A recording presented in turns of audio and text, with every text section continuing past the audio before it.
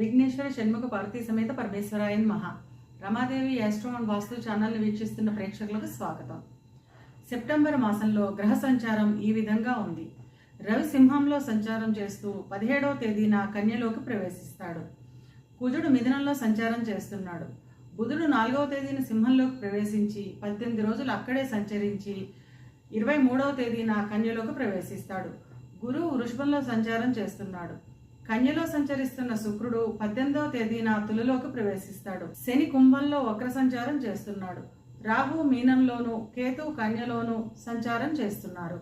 ఈ గ్రహస్థితిని ఆధారంగా చేసుకుని మేషరాశి వారికి సెప్టెంబర్ మాస ఫలితాలు ఎలా ఉన్నాయో, చిన్న చిన్న పరిహారాలు ఏం చేసుకోవాలో చూద్దాం.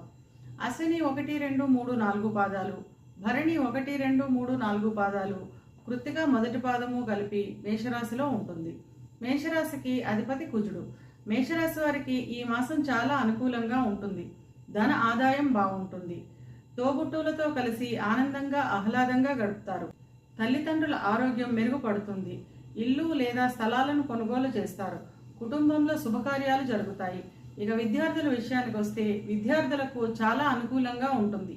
విద్యపై అత్యుత్తమ తెలివితేటలను కనబరుస్తారు. రాసిన ప్రతి పరీక్షలోనూ మంచి ఫలితాలను సాధిస్తారు. విదేశాలకు వెళ్లే విద్యార్థులకు మొదటి 2 వారాలు అనుకూలంగా ఉంటుంది.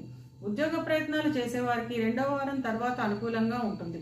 విదేశాల్లో ఉద్యోగ ప్రయత్నం చేసేవారికి మొదటి 2 వారాలు అనుకూలంగా ఉంటుంది. ప్రభుత్వ ఉద్యోగం గురించి ప్రయత్నించే వారికి ఈ మాసం చాలా అనుకూలంగా ఉంటుంది.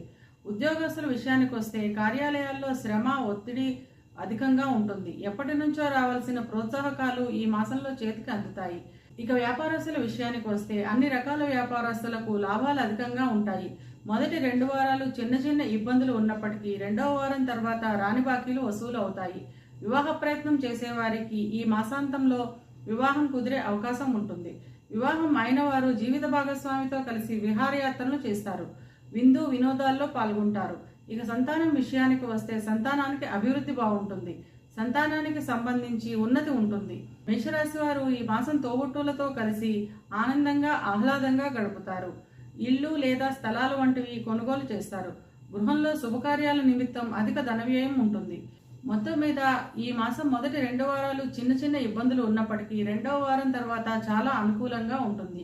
ఇవి కేవలం గోచార ఫలితాలు మాత్రమే. గోచార ఫలితాలు పూర్తిగా జన్మజాతక చక్రంపై ఆధారపడి పనిచేస్తాయి కనుక తమ జన్మజాతక చక్రాన్ని విశ్లేషణ చేయించుకోవాలి అనుకునేవారు కింది నెంబర్కి వాట్సాప్ చేసి కన్సల్టేషన్ తీసుకోండి. మేషరాశి వారి అనుకూలతను పెంచుకోవడానికి, ప్రతికూలతను తగ్గించుకోవడానికి శ్రీ మహాలక్ష్మి అష్టకాన్ని చదవడం లేదా వినడం ద్వారా అంతా మంచే జరుగుతుంది.